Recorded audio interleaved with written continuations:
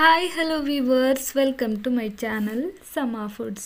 ನಾನಿವತ್ತು ಹೋಟೆಲ್ ಸ್ಟೈಲಲ್ಲಿ ಟಿಫಿನ್ ಸಾಂಬಾರ್ ರೆಸಿಪಿನ ಶೇರ್ ಮಾಡ್ತಾ ಇದ್ದೀನಿ. ಸಾಫ್ಟ್ ಆಗಿರೋ ಬಿಸಿ ಬಿಸಿ ಇಡ್ಲಿಗಂತೂ ತುಂಬಾ ಚೆನ್ನಾಗಿರುತ್ತೆ. ಹೋಟೆಲ್ ಥರ ಮಸಾಲೆ ದೋಸೆ, ಪುಲಾವ್ಗೂ ಕೂಡ ಹಾಕ್ಕೊಂಡು ತಿನ್ಬೋದು. ನಾವು ಯಾವುದೇ ರೀತಿಯ ಟಿಫಿನ್ಗಳ ಜೊತೆಗೆ ಈ ಸಾಂಬಾರನ್ನು ತಿನ್ಬೋದು. ತುಂಬಾ ಚೆನ್ನಾಗಿರುತ್ತೆ. ತುಂಬಾ ಸಿಂಪಲ್ಲಾಗಿ ಮನೇಲೇ ಹೇಗೆ ಮಾಡೋದು ಅಂತ ಈ ವಿಡಿಯೋದಲ್ಲಿ ನೋಡೋಣ. ಈ ಟಿಫಿನ್ ಸಾಂಬಾರ್ಗೆ ಮೊದಲಾಗಿ ನಾವು ಬೇಳೆನ ಬೇಯಿಸ್ಕೋಬೇಕಾಗತ್ತೆ. ಒಂದು ಸಣ್ಣ ಕಪ್ ತೊಗರಿ ಬೇಳೆನ ತಗೊಂಡು ಚೆನ್ನಾಗಿ ತೊಳೆದು 1 ಕಪ್ ತೊಗರಿ ಬೇಳೆಗೆ 3 ಕಪ್ ಆಗುವಷ್ಟು ನೀರನ್ನು ಸೇರಿಸ್ತಾ ಇದ್ದೀನಿ. ಇಷ್ಟು ಸಾಕಾಗತ್ತೆ. ಇದರ ಜೊತೆಗೆ 1 ಚಿಟಿಕೆ ಆಗುವಷ್ಟು ಅರಿಶಿಣದ ಪುಡಿ, ಒಂದು ಸ್ವಲ್ಪ ಉಪ್ಪನ್ನು ಹಾಕಿ ಸಾಫ್ಟಾಗಿ ಬೇಯಿಸ್ಕೋಬೇಕು ಕುಕ್ಕರಲ್ಲಿ. ಇವಾಗ ನೋಡಿ, ಕುಕ್ಕರಲ್ಲಿ 3 ವಿಜಿಲ್ ತಗೊಂಡಿದ್ದೀನಿ. ಬೇಳೆ ಕೂಡ ಸಾಫ್ಟಾಗಿ ಚೆನ್ನಾಗಿ ಬೆಂದಿದೆ. ಈಗ ಇದನ್ನು ಸ್ವಲ್ಪ ಸೌಟಲ್ಲೇ ಮ್ಯಾಶ್ ಮಾಡ್ಕೊಳ್ತಾ ಇದ್ದೀನಿ. ಈ ಥರ ಮ್ಯಾಶ್ ಮಾಡಿಕೊಂಡು ನೋಡಿ ಎಷ್ಟು ಸಾಫ್ಟಾಗಿ ಬೆಂದಿದೆ ಅಲ್ವಾ. ಇಷ್ಟೊಂದು ಸಾಫ್ಟಾಗಿ ಬೇಯಲೇಬೇಕು, ಸಾಂಬಾರು ಚೆನ್ನಾಗಾಗುತ್ತೆ. ಇದಾದ ನಂತರ ಇದಕ್ಕೆ ಒಂದು ಸ್ವಲ್ಪ ನೀರನ್ನು ಸೇರಿಸಿ ಚೆನ್ನಾಗಿ ಮಿಕ್ಸ್ ಮಾಡಿ ಸೈಡಲ್ಲಿ ಎತ್ತಿಟ್ಕೊಳ್ತೀನಿ. ಇದಾದ ನಂತರ ಒಂದು ಪ್ಯಾನ್ನ ತಗೊಂಡಿದ್ದೀನಿ. ಅದಕ್ಕೆ 1 ಸ್ಪೂನ್ ಆಗುವಷ್ಟು ತೊಗರಿಬೇಳೆ, 1 ಸ್ಪೂನ್ ಕಡಲೆಬೇಳೆ, 2 ಸ್ಪೂನ್ ಆಗುವಷ್ಟು ಧನಿಯಾ ತಗೊಂಡಿದ್ದೀನಿ. ಆನಂತರ ನಾನಿಲ್ಲಿ 2 ಸ್ಪೂನ್ ಧನಿಯಾಗೆ 1 ಸ್ಪೂನ್ ಜೀರಿಗೆ, ಅರ್ಧ ಸ್ಪೂನು ಕಾಳುಮೆಣಸು, ಮೆಂತ್ಯನ ಸ್ವಲ್ಪನೇ ತಗೊಂಡಿದ್ದೀನಿ, ಜಾಸ್ತಿ ಆದರೆ ಕಹಿ ಬಂದುಬಿಡುತ್ತೆ. ಜೊತೆಗೆ ಒಂದು ಸಣ್ಣ ತುಂಡು ಚಕ್ಕೆನ ತಗೊಂಡು ಈಗ ಗ್ಯಾಸ್ನ ಆನ್ ಮಾಡಿಕೊಂಡು ಒಂದೇ 1 ಸ್ಪೂನ್ ಆಗುವಷ್ಟು ಎಣ್ಣೆನ ಸೇರಿಸಿ ಚೆನ್ನಾಗಿ ಮೀಡಿಯಮ್ ಫ್ಲೇಮಲ್ಲಿ ಫ್ರೈ ಮಾಡ್ಕೊಳ್ತೀನಿ. ಇದನ್ನೆಲ್ಲ ಹದವಾಗಿ ಹುರಿಬೇಕಾಗತ್ತೆ. ನೋಡ್ತಾ ಇದ್ದೀರಾ, ಈಗ ಒಂದು ಅರ್ಧದಷ್ಟು ಇದು ಹುರಿದಿದ್ದಾಗಿದೆ. ಈಗ ಮಧ್ಯದಲ್ಲಿ ನಾನು ಒಂದು 6 ಬ್ಯಾಡಗೆ ಮೆಣಸಿನ್ಕಾಯಿನ ಸೇರಿಸ್ತಾ ಇದ್ದೀನಿ. ಈ ಮೆಣಸಿನ್ಕಾಯಿನೂ ಅಷ್ಟೇ ಇದ್ರ ಜೊತೆಗೆ ಚೆನ್ನಾಗಿ ಸ್ವಲ್ಪ ಗರಿ ಗರಿ ಆಗೋವರೆಗೂ ಫ್ರೈ ಮಾಡ್ಕೋಬೇಕು. ಜೊತೆಗೆ ಒಂದು ಕಡ್ಡಿ ಕರಿಬೇವನ್ನು ಸಹ ಸೇರಿಸಿದ್ದೀನಿ. ಇದೆಲ್ಲ ಸಾಮಗ್ರಿಗಳನ್ನು ಚೆನ್ನಾಗಿ ಹದವಾಗಿ ಹುರಿಬೇಕು. ಇವಾಗ ನೋಡಿ ಹುರಿದಿದ್ದಾಗಿದೆ. ಇದನ್ನು ಸ್ವಲ್ಪ ತಣ್ಣಗಾಗೋದಕ್ಕೆ ಬಿಟ್ಟರೆ ಒಳ್ಳೆಯದು.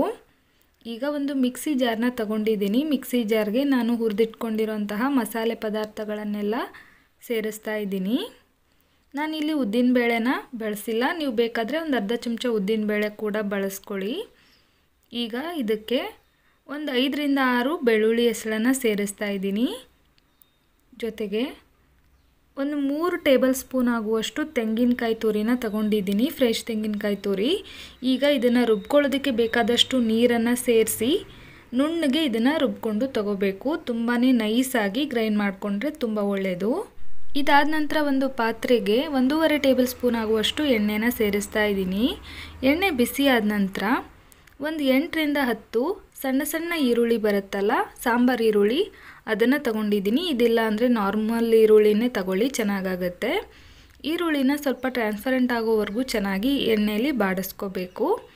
ಇವಾಗ ನೋಡಿ, ಈರುಳ್ಳಿ ಬಣ್ಣ ಚೇಂಜ್ ಆಗಿದೆ, ಟ್ರಾನ್ಸ್ಪರೆಂಟ್ ಆಗಿದೆ. ಈಗ ಒಂದು ದೊಡ್ಡ ಟೊಮ್ಯಾಟೋನ ಸಣ್ಣದಾಗಿ ಕಟ್ ಮಾಡಿ ಸೇರಿಸ್ತಾ ಇದ್ದೀನಿ. ಜೊತೆಗೆ ಒಂದು ನುಗ್ಗೆಕಾಯಿನ ಕೂಡ ಬಳಸಿದ್ದೀನಿ. ನುಗ್ಗೆಕಾಯಿ ಬೇಡ ಅಂದರೆ ಸ್ಕಿಪ್ ಮಾಡಿ. ಈಗ ಒಂದು ನಿಂಬೆಹಣ್ಣಿನ ಗಾತ್ರದಷ್ಟು ಹುಣಸೆ ಹಣ್ಣನ್ನು ನೆನೆಸಿಟ್ಟಿದ್ದೆ, ಚೆನ್ನಾಗಿ ತೊಳೆದು. ಈಗ ಆ ರಸನೂ ಕೂಡ ಸೇರಿಸಿ ಅದ್ರ ಜೊತೆಗೆ ಒಂದು ಅರ್ಧ ಚಮಚ ಆಗುವಷ್ಟು ಅರಿಶಿಣದ ಪುಡಿ, ರುಚಿಗೆ ತಕ್ಕಷ್ಟು ಉಪ್ಪನ್ನು ಸಹ ಸೇರಿಸ್ತಾ ಇದ್ದೀನಿ. ಈಗ ಇದನ್ನು 1 ನಿಮಿಷ ಹೈ ಫ್ಲೇಮಲ್ಲಿ ಹುಣಸೆ ರಸ ತರಕಾರಿಗಳ ಜೊತೆಗೆ ಚೆನ್ನಾಗಿ ಬೆರೆಯೋ ಥರ ಮಿಕ್ಸ್ ಮಾಡ್ಕೋಬೇಕು. ಇವಾಗ ನೋಡಿ, ಚೆನ್ನಾಗಿ ಹುಣಸೆ ರಸನ ಬೇಯಿಸ್ಕೊಂಡಿದ್ದಾಗಿದೆ. ಈಗ ರುಬ್ಬಿಟ್ಕೊಂಡಿರೋಂತಹ ಮಸಾಲೆನ ಸೇರಿಸ್ತಾ ಇದ್ದೀನಿ. ಅದ್ರ ಜೊತೆಗೆ ಮಸಾಲೆ ರುಬ್ಬಿರೋಂತಹ ಮಿಕ್ಸಿ ಜಾರ್ಗೆ ಸ್ವಲ್ಪ ನೀರನ್ನು ಸಹ ಸೇರಿಸಿ ಅದನ್ನು ಸಹ ತಗೊಂಡಿದ್ದೀನಿ. ಈಗ ಇದನ್ನು ಸ್ವಲ್ಪ ಹೊತ್ತು ಮಿಕ್ಸ್ ಮಾಡ್ತಾ ಚೆನ್ನಾಗಿ ಕುದಿಸ್ಕೋಬೇಕು. ಅಂದರೆ ತರಕಾರಿ, ಟೊಮ್ಯಾಟೊ ಮತ್ತು ಈರುಳ್ಳಿ, ನುಗ್ಗೆಕಾಯಿ ಜೊತೆಗೆ ಚೆನ್ನಾಗಿ ಮಸಾಲೆ ಹಿಡಿಯೋ ಥರ ಸ್ವಲ್ಪ ಕುದಿಸ್ಕೊಂಡ ನಂತರ ಒಂದು ಸ್ವಲ್ಪ ಬೆಲ್ಲನೂ ಸೇರಿಸ್ತಾ ಇದ್ದೀನಿ. ಹುಣಸೆ ಹುಳಿನ ಸೇರಿಸಿರೋದ್ರಿಂದ ಬೆಲ್ಲನ ಹಾಕ್ತಾ ಇದ್ದೀನಿ. ಬೆಲ್ಲ ಬೇಡ ಅಂದರೆ ಸ್ಕಿಪ್ ಮಾಡಿ. ಇವಾಗ ನೋಡಿ, ಚೆನ್ನಾಗಿ ಕುದೀತಾ ಇದೆ. ಒಂದು 2-3 ನಿಮಿಷ ಕುದ್ದಾದ ನಂತರ ಮೊದಲೇ ಬೇಯಿಸಿಟ್ಕೊಂಡಿದ್ವಲ್ಲ ಆ ಬೇಳೆನ ಸೇರಿಸ್ತಾ ಇದ್ದೀನಿ. ಜೊತೆಗೆ ಇನ್ನೂ ಸ್ವಲ್ಪ ನೀರನ್ನು ಸಹ ಸೇರಿಸಿ ಸಾಂಬಾರನ್ನ ಕನ್ಸಿಸ್ಟೆನ್ಸಿ ತೆಳು ಇರಬೇಕಾ ಅಥವಾ ಗಟ್ಟಿ ಬೇಕಾ ಅಂತ ನೋಡಿಕೊಂಡು ಕನ್ಸಿಸ್ಟೆನ್ಸಿನ ಅಡ್ಜಸ್ಟ್ ಮಾಡ್ಕೊಳ್ಳಿ. ಈಗ ಇದು ಚೆನ್ನಾಗಿ ಕುದಿಬೇಕು. ಮೇಲ್ಗಡೆ ಒಂದು ಲಿಡ್ನ ಕ್ಲೋಸ್ ಮಾಡಿ ಮೀಡಿಯಮ್ ಫ್ಲೇಮಲ್ಲಿ ಒಂದು 6ರಿಂದ 7 ನಿಮಿಷ ಇದನ್ನು ಚೆನ್ನಾಗಿ ಕುದಿಸ್ಕೊಂಡಿದ್ದೀನಿ.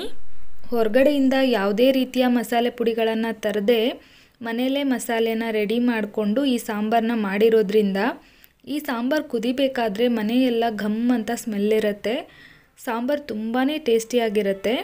ಈಗ ಇದಕ್ಕೊಂದು ಒಗ್ಗರಣೆ ಮಾಡ್ಕೊಳ್ಳೋಣ. ಒಗ್ಗರಣೆ ಮಾಡ್ಕೊಳ್ಳೋದಕ್ಕೆ ಒಂದು ಸಣ್ಣ ಪ್ಯಾನ್ ಇಟ್ಕೊಂಡು ಅದಕ್ಕೆ 1 ಟೇಬಲ್ ಸ್ಪೂನ್ ಎಣ್ಣೆ, 1 ಸ್ಪೂನು ಸಾಸಿವೆ, ಅರ್ಧ ಸ್ಪೂನ್ ಜೀರಿಗೆ, ಕರಿಬೇವು ಮತ್ತು ಒಣಮೆಣಸಿನ್ಕಾಯಿ ಸೇರಿಸೋದನ್ನು ಇಲ್ಲಿ ಸ್ಕಿಪ್ ಆಗಿದೆ, ಅದನ್ನು ಕೂಡ ಸೇರಿಸಿ ಜೊತೆಗೆ ಸ್ವಲ್ಪ ಹಿಂಗನ್ನು ಕೂಡ ಸೇರಿಸಿ ಚೆನ್ನಾಗಿ ಒಗ್ಗರಣೆ ಮಾಡಿಕೊಂಡು ಈಗ ಕುದೀತಾ ಇರೋಂತಹ ಸಾಂಬಾರಿಗೆ ಸೇರಿಸ್ತಾ ಇದ್ದೀನಿ. ಈ ಒಗ್ಗರಣೆ ಹಾಕಿದ್ಮೇಲಂತೂ ಸಾಂಬಾರನ್ನ ಕಳೆನೇ ಬದಲಾಗ್ಬಿಡುತ್ತೆ. ತುಂಬಾ ಟೇಸ್ಟಿ ಅನಿಸುತ್ತೆ. ಈ ವಿಧಾನದಲ್ಲಿ ಒಂದು ಸಲ ಸಾಂಬಾರು ಮಾಡಿ ನೋಡಿ. ನಿಮ್ಮ ಅನಿಸಿಕೆ ಮತ್ತು ಅಭಿಪ್ರಾಯನ ನನ್ನ ಕಮೆಂಟ್ ಬಾಕ್ಸಲ್ಲಿ ತಿಳಿಸಿ. ಮೇಲ್ಗಡೆ ಒಂದು ಸ್ವಲ್ಪ ಕೊತ್ತಂಬರಿ ಸೊಪ್ಪನ್ನು ಸಹ ಸೇರಿಸಿ ಚೆನ್ನಾಗಿ ಮಿಕ್ಸ್ ಮಾಡಿದ್ರೆ ಸೂಪರ್ ಟೇಸ್ಟಿಯಾಗಿರೋಂತಹ ಟಿಫಿನ್ ಸಾಂಬಾರು ರೆಡಿ ಆಗೋಗ್ಬಿಡುತ್ತೆ. ನೋಡ್ತಾ ಇದ್ದೀರಲ್ವ ಎಷ್ಟೊಂದು ಸೂಪರಾಗಿ ಕಾಣಿಸ್ತಾ ಇದೆ. ಈ ಥರ ಸಾಂಬಾರು ಮಾಡಿದ್ರೆ 2 ಇಡ್ಲಿ ಜಾಸ್ತಿನೇ ತಿನ್ನಬೇಕು ಅನಿಸುತ್ತೆ. ತಿಂದಿದ್ದೇ ಗೊತ್ತಾಗಲ್ಲ, ಅಷ್ಟು ಚೆನ್ನಾಗಿರುತ್ತೆ. ಈಗ ಒಗ್ಗರಣೆನ ಸೇರಿಸಿ 1 ನಿಮಿಷ ಕುದಿಸಿದ್ರೆ ಸಾಕು. ಈಗ 1 ನಿಮಿಷ ಕುದಿಸಿ ಗ್ಯಾಸ್ನ ಆಫ್ ಮಾಡಿದ್ದೀನಿ. ಸಾಂಬಾರು ರೆಡಿ ಆಯಿತು. ರೇಷನ್ ಅಕ್ಕಿಯನ್ನು ಬಳಸ್ಕೊಂಡು ಹೋಟೆಲ್ ಸ್ಟೈಲ್ ಸಾಫ್ಟ್ ಇಡ್ಲಿನ ಹೇಗೆ ಮಾಡೋದು ಅನ್ನೋ ರೆಸಿಪಿನ ಆಲ್ರೆಡಿ ಶೇರ್ ಮಾಡಿದ್ದೀನಿ. ವಿಡಿಯೋನ ಡಿಸ್ಕ್ರಿಪ್ಷನ್ ಬಾಕ್ಸಲ್ಲಿ ಕೊಟ್ಟಿರ್ತೀನಿ, ಬೇಕು ಅಂದರೆ ಚೆಕ್ ಮಾಡ್ಕೊಳ್ಳಿ. ನಾನಿಲ್ಲಿ ಸಾಫ್ಟ್ ಆಗಿರೋ ಇಡ್ಲಿ ಜೊತೆಗೆ ಸರ್ವ್ ಮಾಡಿದ್ದೀನಿ. ನಿಮಗೆ ಬೇಕಾಗಿರೋ ಟಿಫಿನ್ ಜೊತೆಗೆ ಈ ಸಾಂಬಾರನ್ನ ಸವಿಬಹುದು. ತುಂಬಾ ಚೆನ್ನಾಗಿರುತ್ತೆ, ತುಂಬ ಸಿಂಪಲ್ ಕೂಡ. ಬೇರೆ ಹೊರಗಡೆಯಿಂದ ಯಾವುದೇ ರೀತಿಯ ಮಸಾಲೆಗಳನ್ನು ತಂದು ಮಾಡೋದು ಅವಶ್ಯಕತೆ ಇಲ್ಲ. ಒಂದ್ಸಲ ಡಿಫ್ರೆಂಟಾಗಿ ಈ ಥರ ಸಾಂಬಾರನ್ನ ಮಾಡಿ ನೋಡಿ, ಖಂಡಿತವಾಗ್ಲೂ ಇಷ್ಟ ಆಗುತ್ತೆ. ಇಷ್ಟ ಆದರೆ ಲೈಕ್ ಮಾಡೋದನ್ನು ಮರಿಬೇಡಿ. ಮತ್ತೆ ಸಿಗ್ತೀನಿ. Bye friends, thank you.